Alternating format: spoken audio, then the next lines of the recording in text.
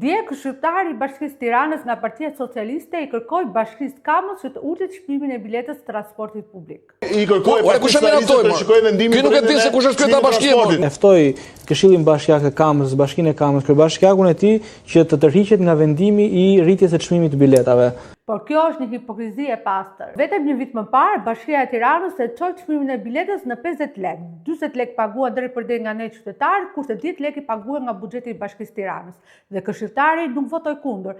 Asnjë fjalë, asnjë kundërshtim, asnjë parim. Në atë mbledhje famkeq që zgjati vetëm 11 minuta, Erion Velia dhe këshilltarët e Partisë Socialiste vendosën të japin 3 milionë euro shtesë private të linjave urbane.